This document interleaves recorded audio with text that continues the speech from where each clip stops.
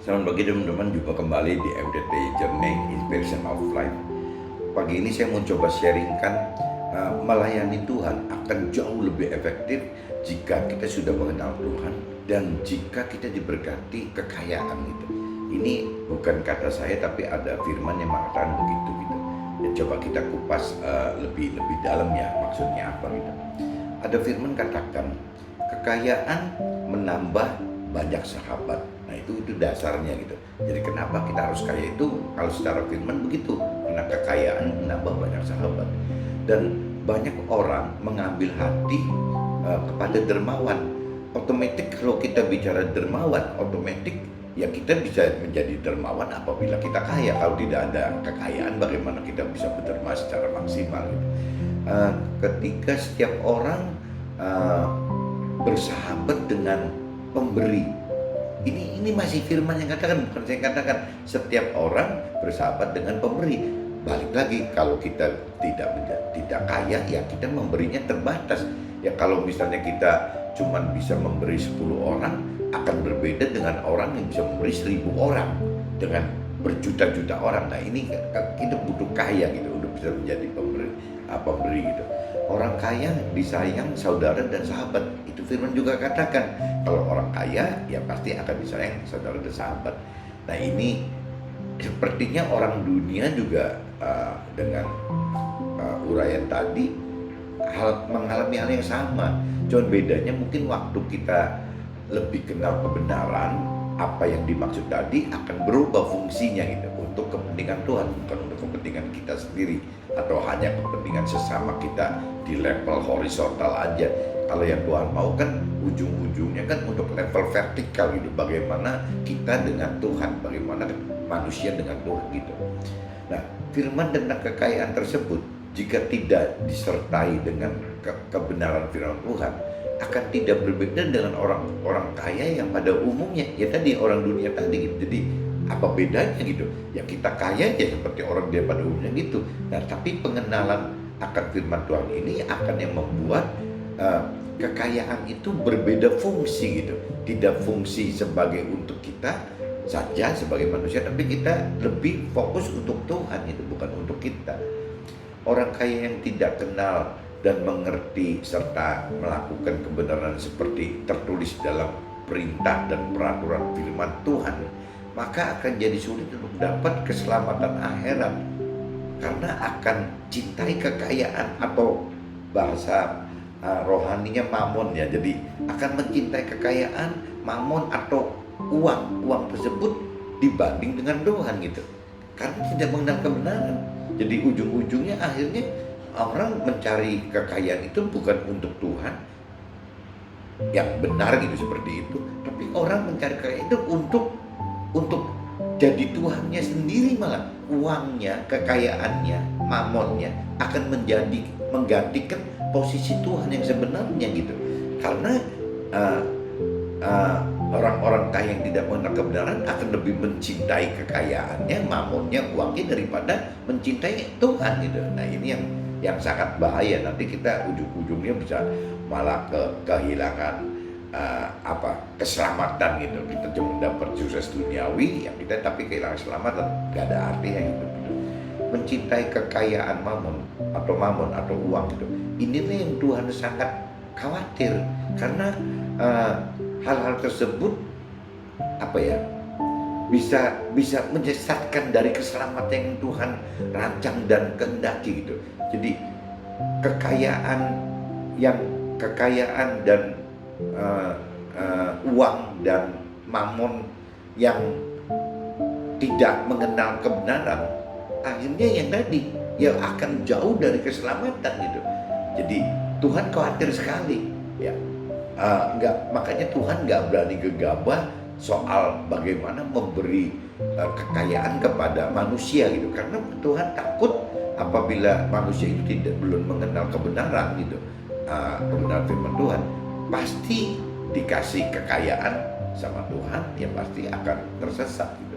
Jadi buat apa kita kaya tapi kehilangan keselamatan akhirat gitu loh. Nah ini kadang-kadang orang dunia yang belum mengenal soal firman Tuhan akhirnya nggak bisa bedakan apa sih maksudnya keselamatan akhirat, apa sih maksudnya kesuksesan duniawi. Yang mereka tahu hanya soal kesuksesan duniawi. Nah ini yang Tuhan khawatir sekali kan itu. Jadi bagaimana caranya kita secepatnya belajar mengenal akan firman Tuhan dan dimengerti, sehingga kita ngerti apa sih bedanya yang namanya tidak mendapatkan keselamatan akhirat gitu. Ya mungkin orang dunia hanya tahunya bagaimana mendapatkan kesuksesan duniawi. Nah ini bertentangan sama Tuhan gitu.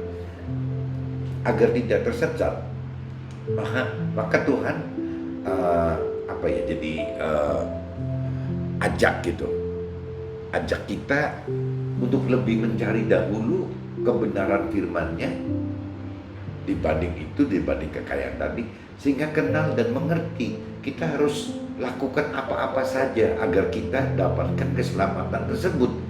Nah, keselamatan yang kekal, yang tetapi sekaligus juga dapatkan kesuksesan dunia yang fana tadi gitu.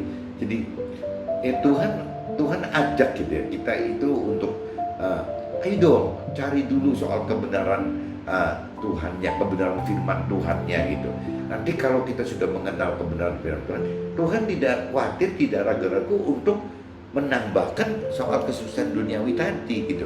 Tapi kalau dibalik gitu, misalnya udah dapat dulu kesuksesan duniawi baru mencari kebenaran firman Tuhan itu, kayaknya nonsen deh, kayaknya nggak mungkin, kayaknya mustahil ada orang yang sudah mendapat kekayaan yang bisa mencari Tuhan secara maksimal gitu. Kayaknya nggak ada. Kenapa? Karena di dalam firman juga dinyatakan seperti itu. Orang kaya itu susah masuk surga, orang kaya itu sulit masuk surga. Apalagi orang yang mencintai uang, mencintai kekayaan, itu makin sulit masuk surga gitu. Jadi jalan Tuhan itu lebih baik bagaimana memproses kita ini ke dalam kebenaran yang Tuhan mau dulu, kebenaran perintah dan peraturan Tuhan yang ada di dalam firman Tuhan. Yang sering saya sharingkan bahwa kita harus mulai dari mau, setelah mau kita harus tahu, setelah tahu kita lanjut lagi misalnya harus mengenal, setelah mengenal kita mesti mengerti. Nah untuk mengerti butuh Roh Tuhan, untuk setelah mengerti kita harus melakukan, untuk melakukan juga sama butuh Roh Tuhan. Tapi kalau yang tahu kenal gitu, mungkin masih level-level mau dari kitanya aja udah cukup. Tapi kalau sudah meningkat ke pengertian, melakukan firman Tuhan, itu rasanya sudah harus libatkan Roh Tuhan di dalam kita. Kalau enggak kita nggak kuat gitu. Bagaimana kita berani melakukan itu? Nah, ganjarannya kembali lagi, ganjarannya adalah keselamatan akhirat gitu. Keselamatan akhirat itu kekal loh, untuk terus-terusnya gitu, nggak bisa berubah gitu. Tapi Tuhan juga janji akan ditambahkan gitu dengan kesuksesan dunia. Tuhan tahu kok kita butuh seperti orang-orang dunia. Makanya tadi saya katakan, ya buat saya, pemikiran saya akan lebih efektif sekali apabila memang kita itu sudah kenal kebenaran dan kaya gitu, sehingga kita bisa banyak fungsi untuk menjadi alat Tuhan gitu, asal sudah kenal kebenaran. Prioritas keselamatan dan kesuksesan, kalau untuk Tuhan itu kan keselamatan di depan, baru kesuksesan di belakang. Tapi kalau orang fasik, orang yang belum mengenal Tuhan, itu kayaknya sukses dulu gitu, kesuksesan di depan. Nah, apakah kalau sukses di depan bisa dapat keselamatan? Firman yang lain mengatakan nonsen, itu susah, mustahil gitu, untuk bisa mendapatkan keselamatan apabila kita udah kebacut sukses dulu gitu, kita keburu sukses besar sekali. Nah itu agak susah sekali. Nah apabila kita sudah mengenal kebenaran gitu, ya otomatis kebenaran firman Tuhan gitu, otomatis Tuhan akan menggiring kita harus mencari keselamatan dulu gitu. Keselamatan baru akan ditambahkan kesuksesan. Nah berarti orang benar itu sudah bisa sesuai dengan yang Tuhan inginkan, yang Tuhan rancangkan dan kehendaki gitu. Jadi match itu. Jadi Tuhan pengen keselamatan baru kesuksesan.